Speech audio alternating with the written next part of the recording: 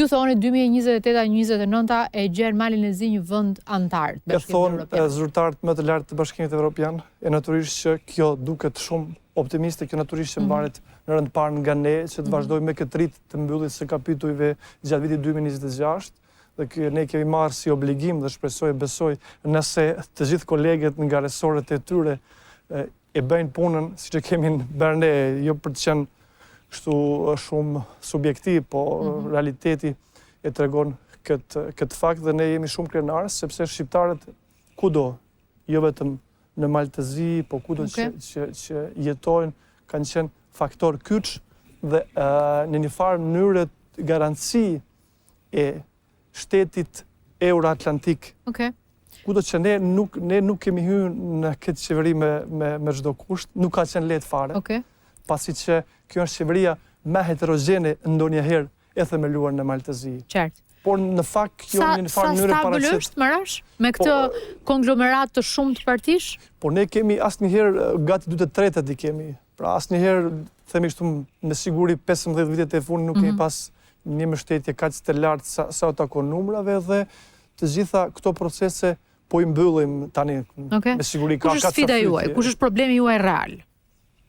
Problemet mund të jenë të natyrave dhe dobësia juaj, do me thënë më thuaj vetëm gjërat. Duhet zona Duma, duhet të di. E di që keni pasur këtë përplasjen për takson e pronës, e di që me presidentin dhe kryetari i partisë tuaj ka bërë një përballje, le të themi, politike mbi çështjet e fiskut dhe tatimeve.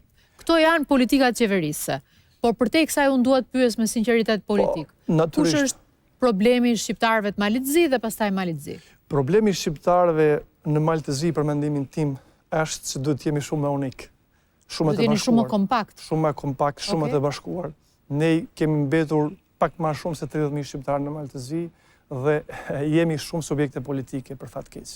Kjo është sindrom shumë i dobët. Ndërhyn Tirana dhe Prishtina te ju? Ne kemi pas dhe kemi raporte shumë të mira edhe me Prishtinën edhe me Tiranën, në mënyrë posaçme me Tiranën. Tirana ka luajtur një rol politike jashtme, jo vetëm 5 vitet e fundit, por me siguri pothuajse në një dekadë më shumë një rol kyç dhe shumë të rëndësishëm për edhe integrimin e shqiptarëve dhe arritjen e drejtave të tyre. Deshta të them edhe një gjë tjetër që është shumë e rëndësishme për opinionin tuaj ndoshta, se në Maltëzi nuk kemi popull shumicë 51%. Pra dhe këtu gjithmonë mund të ketë ose ekzistojnë ato rrymat e ndryshme të caktuara që mund të ndikojnë në procese, pra këtë problem shoqëror, themi kështu, në Shqipëria nuk e ka, dhe kjo është një nga problemet ndoshta bazë dhe kjo mund të reflektohet në këto procese, por e përsëris gjithme tani kjo qeveri nuk ka pas probleme të tilla, pra nuk ka një vendim që është sjellur që kundërshton rrugën euroatlantike të Malitëzi. Ne nuk do të jemi aty. Sa i takon këtij konflikti që zoti Xheloshaj ka pas me presidentin, nuk është hera e parë që zoti Xheloshaj është në ballë të frontit për të drejtat e shqiptarëve në Maltëzi. Do t'ju rikujtoj edhe për komunën e Tuzit e për shumë çështje tjera, e sa i takon çështjes së pronave, si në shumë vende tjera, shqiptarëve dhe baballarëve tonë u janë grabitur, themi kështu, pronat. U janë marrë pronat në vendet më të caktuara, më të bukura dhe komuna e Tuzit më shumë se para 50 viteve ka qenë komunë. Dhe me vendim politik janë shtequr komunës së Tuzit. Dhe dihet se pse. Pra shqiptarët si në Maltëzi, po në vende të tjera kanë kaluar nëpër faza shumë të vështira, por që kemi dalë fitues, sikur është rasti edhe me presidentin Milatović. Pra, të gjitha vendimet edhe të dy gjyqeve, të gjyqit themelues të atij të lartë refuzuar në kërkesën e presidentit Milatović dhe zoti Xheloshaj, pra dhe Forumi Shqiptar që ai e drejton dhe së bashku me të gjithë ne doli fitues në këtë proces dhe ligji u miratua në kuvendin e Malitëzi në favor të komunës së Tuzit, në favor të qytetarëve të komunës së Tuzit. E megjithse një shifër e vogël, mos them shumë e vogël, por e vogël, përsëri Marash ju flisni për mungesë kompaktësie. Çfarë shkakton përsëri këtë përçarje alla shqiptares në gjykimin tënd?